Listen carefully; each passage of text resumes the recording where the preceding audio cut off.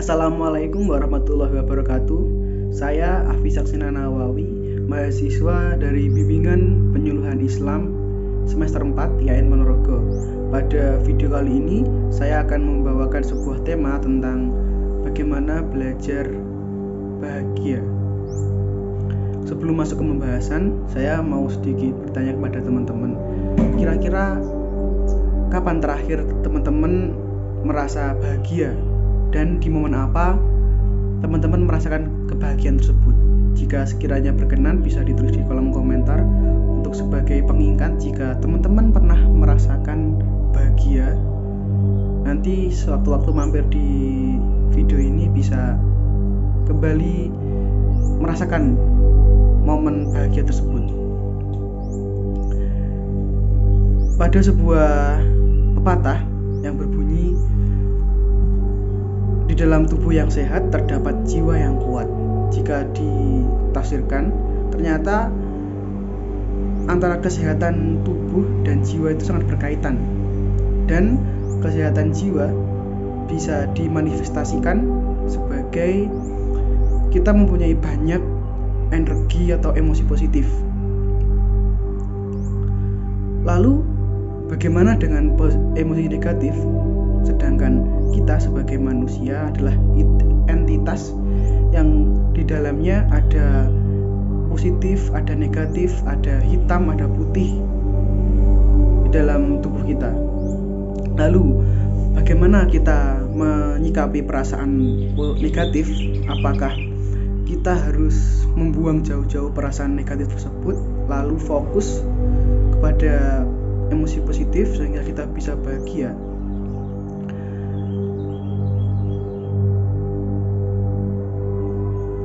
Jika kita terlalu fokus kepada perasaan positif, jika sewaktu-waktu kita menerima sebuah peristiwa yang membuat kita merasa sedih, merasa marah, jiwa kita akan terguncang istilahnya, dan membuat kita bingung mau merespon bagaimana, karena kita terlalu fokus pada emosi positif. Sedangkan jika kita terlalu fokus pada emosi negatif, maka kita akan membuat tubuh kita itu merasa tidak bersemangat dalam kehidupan sehari-hari, merasa murung, merasa insecure kalau istilah anak zaman sekarang, jika kita terlalu fokus pada emosi negatif. Dan itu adalah hal yang kurang tepat jika kita terlalu fokus pada emosi negatif. Lalu bagaimana? Nah, kita itu harus menyeimbangkan antara emosi positif dan negatif. Agar apa? Agar saat kita merasa saat kita merasa penuh dengan emosi positif, kita bisa menyeimbangkannya dengan negatif. Dan jika kita terlalu berlarut pada emosi negatif, kita bisa tidak berlarut-larut, membuat kita tidak berlarut-larut terhadap emosi negatif tersebut karena kita punya emosi positif. Dan emosi negatif itu pun adalah sebuah kewajaran pada hidup kita, karena saat kita hidup kita pasti mengalami yang namanya tidur bangun, menemui kerikil kehidupan yang membuat kita marah, membuat kita sedih, sehingga perasaan-perasaan negatif itu adalah sesuatu hal yang menurut saya sendiri adalah wajar jika kita sedih, wajar jika kita merasa marah, wajar jika kita merasa tidak enak.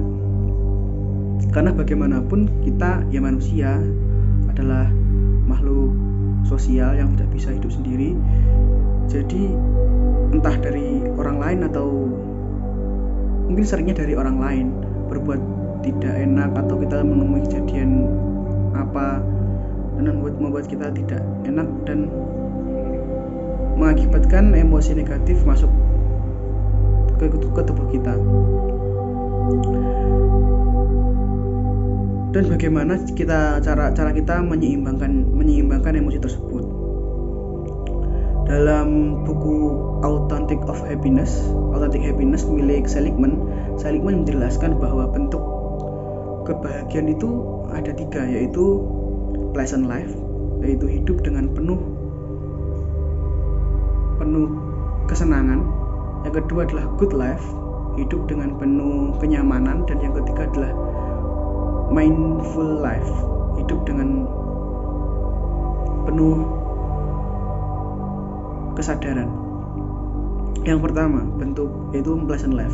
Jika orang itu terlalu fokus pada pleasant life, memilih pleasant life, hidup dengan kesenangan, maka dia akan selalu fokus pada hal-hal yang membuat dia senang.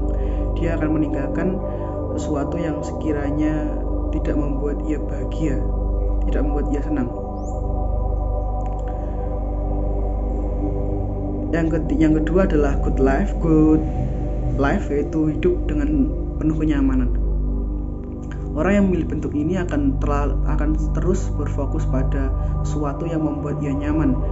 Sesuatu yang ia nyaman akan ia cari, dan yang tidak membuat ia nyaman akan ia tinggalkan. Yang ketiga adalah mindful life, yaitu hidup dengan penuh kesadaran. Dia akan mencari makna atas apa yang ia alami. Ia akan selalu aware terhadap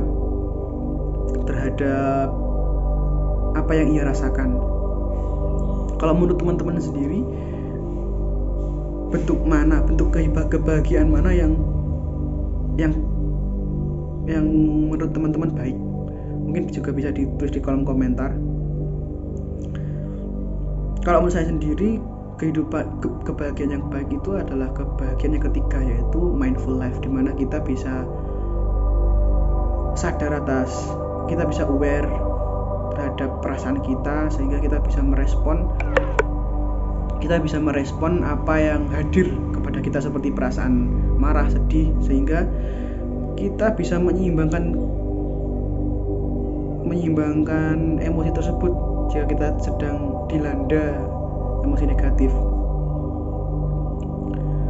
Ada lagi penjelasan tentang dari stoicism atau kaum Stoa.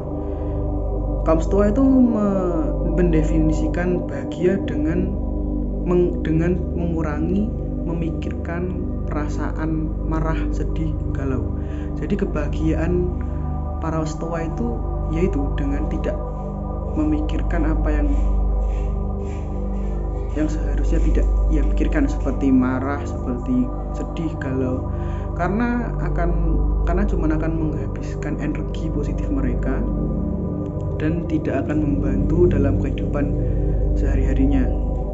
Karena jika kita terlalu larut pada emosi negatif, kita tidak produktif dalam kehidupan sehari-hari. Maka dari itu, kebahagiaan menurut kaum Stoa itu yaitu cuman mengurangi perasaan sedih, perasaan marah. Karena sejatinya kan tadi dijelaskan bahwa perasaan-perasaan tersebut adalah sesuatu yang wajar kita alami, karena ya manusia itu tidak luput dari hitam dan putih, tidak luput dari positif dan negatif. Jadi adalah sesuatu yang wajar jika kita mengalaminya. Kemudian bagaimana cara kita bisa hidup bahagia atau kita bisa hidup seperti kaum Stoa yang berfokus pada mengurangi, karena bagaimanapun perasaan tersebut tidak bisa kita hilangkan, tapi bisa kita kurangi. Caranya kita berbahagia, kita bisa mengenal dengan istilahnya mindfulness. Mindfulness adalah kesadaran tubuh kita atas sesuatu yang kita alami, seperti perasaan seperti emosi yang kita alami, seperti kita merasa lapar atau kita sedang bekerja. Kita sadar tubuh kita itu sadar jika kita sedang bekerja, tubuh kita sadar jika kita sedang merasa marah, kita sadar jika tubuh kita sedang merasa lapar. Dengan kesadaran tersebut, maka tubuh kita akan belajar bagaimana meresponnya.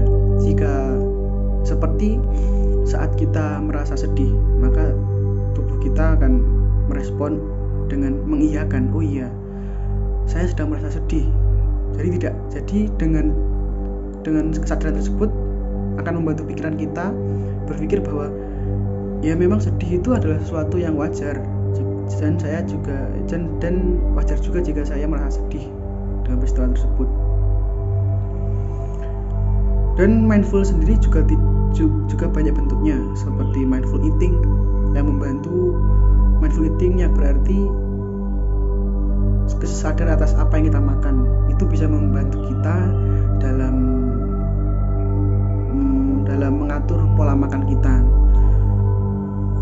Umpama pagi tadi kita sudah sarapan, jadi bagaimanapun keadaan kita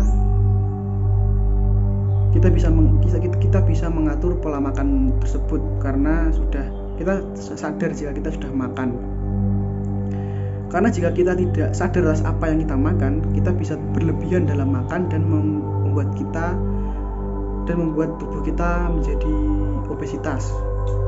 Dengan mindful eating membantu kita dalam membuat pola makan agar tubuh kita menjadi sehat.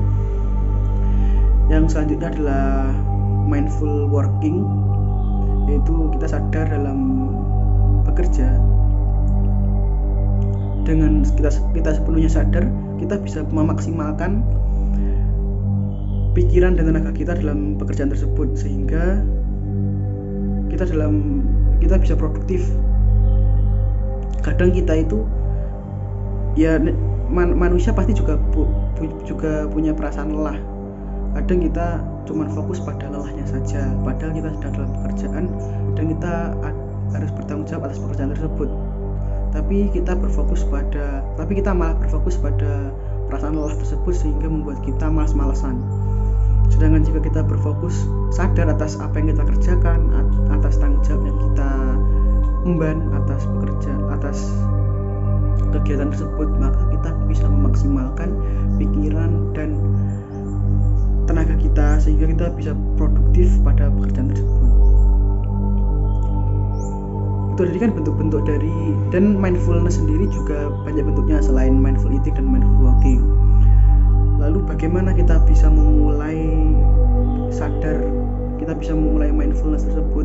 Kita bisa memulai mindful dengan belajar sadar atas nafas kita. Kita belajar atas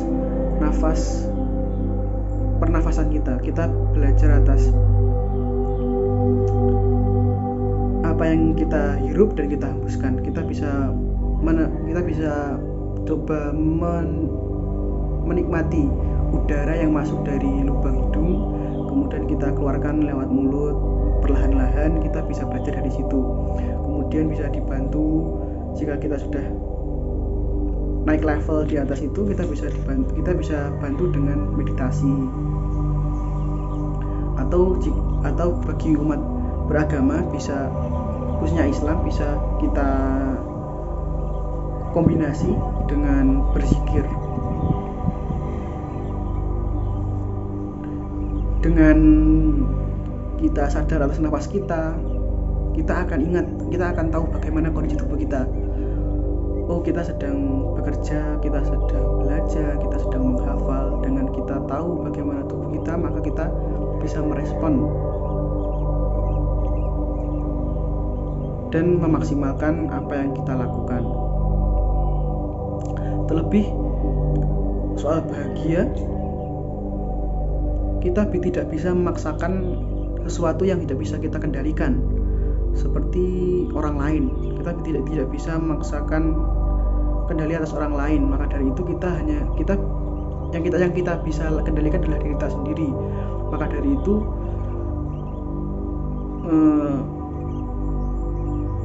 jika kita ingin bahagia, ya kita berfokus pada apa yang bisa kita lakukan, yaitu sadar atas diri kita sendiri, bagaimana emosi kita, bagaimana kita merespon atas emosi tersebut, lalu bagaimana kita menjalankan solusi atas apa yang kita alami. Mungkin sekian dari saya, kurang lebihnya saya minta maaf. Akhiran, wassalamualaikum warahmatullahi wabarakatuh.